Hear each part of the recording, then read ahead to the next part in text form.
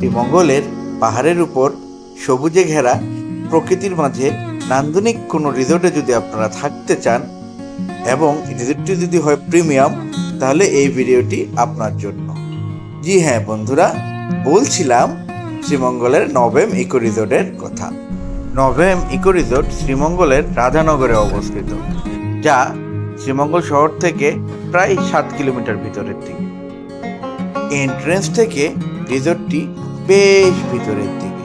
প্রথমেই ঢুকতে আমাদের চোখে পড়ল একটি সুন্দর টার্নেল, তার ভিতরে সুন্দর টব দিয়ে ফুলে ফুলে সাজানো এবং ভিতরটা বাঁশবাগান এবং সুন্দরভাবে টিলায় গার্ডেন করে সাজানো হয়েছে। আমরা চলে এসেছি এর রিসেপশনের এইখানে। Hello guys, welcome to my channel Lihan Islam blog. বর্তমানে আমি আছি হচ্ছে শ্রীমঙ্গলের নভেম ইকো রিসোর্টে। রিসোর্টটি মোটামুটি সুন্দর এবং আসটি হচ্ছে গতকাল বিকাল বেলা। তো এসেই হচ্ছে লাঞ্চ করতে পারিনি, লাঞ্চ বাইরে থেকে মোটামুটি করে আসতে হইলো। তো তারপর আস্তে আস্তে সন্ধ্যা হয়ে গেল। তো এখন হচ্ছে রিসোর্টটি ঘুরে বেড়াচ্ছি এবং আপনাদের সাথেও রিসোর্টটিকে শেয়ার করব, সাথেই থাকুন। আর হ্যাঁ, এটা হচ্ছে ঢুকার এন্ট্রেন্সের পর তাদের পার্কিং। এখানে চাইলে আপনারা পার্কিং করতে পারবেন মোটরসাইকেল এবং গাড়ি boat. Let's enjoy the cinematic view of this beautiful resort.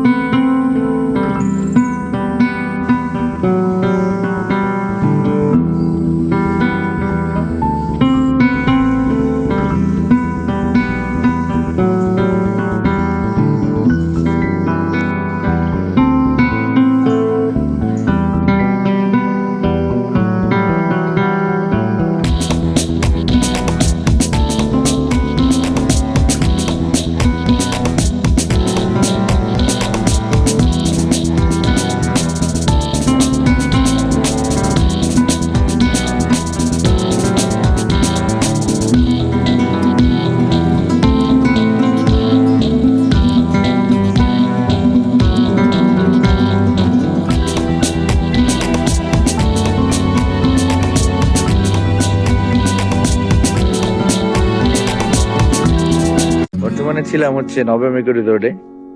তো এই রিসোর্টটা আসলে ছোটর ভিতরে মোটামুটি বড়, তবে এত বেশি বড়ও না। তবে এটা টিলায় স্তরে স্তরে সাজানো। আমাদের ভিলা ছিল ওই পাশে, ওই যে দেখা যাচ্ছে কোথায়, ওই যে ওই পাশগুলোতে ছিল আমাদের ভিলা, ডুপ্লেক্স ভিলা। আমি এখন আছি হচ্ছে এর ডান পাশে আরেকটি পাহাড়ের উপর। হ্যাঁ, আর নিচে হচ্ছে সুন্দর সাজানো নভেমের ফিল্ড গুলা। এই যে ফিল্ড, আর নভেম আইকনিক মাঝখান দিয়ে ঘুরে যাওয়া ব্রিজটা, সেটা হচ্ছে এটা। আর ওই যে দূরে হচ্ছে সুইমিং পুল দেখা যাচ্ছে। তো আজকে হচ্ছে 3 এপ্রিল, আমি বর্তমানে আছি শ্রীমঙ্গলে এবং সকালের সময়টুকু এনজয় করতেছি। সাথেই থাকুন এবং ভালো থাকুন। এটা হচ্ছে বাচ্চাদের একটি সুবিশাল প্লেগ্রাউন্ড। এইখানে ছোট ছোট বাচ্চারা খেলা করে। এখন আসলে একবারে ভোরের বেলা তো, আর হচ্ছে এখান থেকে হচ্ছে প্রচুর পরিমাণে গাছপালা পাতা এগুলো হচ্ছে ফিল্ডের উপরে এসে পড়েছে। ফিল্ডটা মোটামুটি ভালোই বড়। এখানে ফুটবল খেলার জন্য আলাদা 2টা গোলবার আছে, এখানে একটা এবং এখানে একটা, এবং এপাশে একটি গাছের ভিতরে ঝর্ণা ঝুলন্ত দোলনাও আছে। এখানে চাইলে বাচ্চারা এবং বয়স্করা দোলও খেতে পারবেন। তাছাড়া এখানে আরেকটু আছে হচ্ছে হলো একবারে ছোট বাচ্চাদের প্লেগ্রাউন্ড এবং স্লাইড। এখানে বাচ্চারা আসলে মজা পাবে। একটু পরে আমি এবং আমার ছেলে এখানে এসে দৌড়াদৌড়ি করব এবং ছেলেকে সময় দেব এবং ছেলের সাথে খেলাধুলা করব ভালো। এবং সামনে এই যে জায়গাটুকু দেখতেছি, কর্নারের জায়গাটুকু, এখানে চাইলে আপনারা ক্যারাম বোর্ড এবং লুডো খেলতে পারবেন। এটা আসলে কি, এই যে প্লেগ্রাউন্ডটুকু, এটা হচ্ছে 2টা পাহাড়ের মাঝখানে। এখানে একটা ছোট পাহাড় বলতে আসলে ভুল হবে, টিলা বলা যায়, একটা টিলা। এবং এই পাশে তো দেখাই যাচ্ছে আরো টিলা, এই পাশে আরো টিলা। এই 2 টিলার মাঝখানে জায়গাটুকু হচ্ছে আসলে এই প্লেগ্রাউন্ডটুকু। আর তো সামনে তো নভেমের একটা ব্যাচিং আছেই।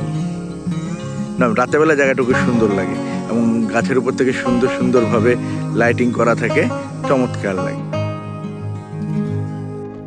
তাছাড়া পাশে রেস্টুরেন্টের ঠিক পাশেই আছে এরকম খোলা একটি বসার জায়গা, যা থেকে একেবারে নবমের সামনের অংশটুকু দেখা যায়। এখানে চাইলে আপনারা বসেও আপনারা লাঞ্চ, ডিনার এবং কি মর্নিং ব্রেকফাস্টও করতে পারবেন।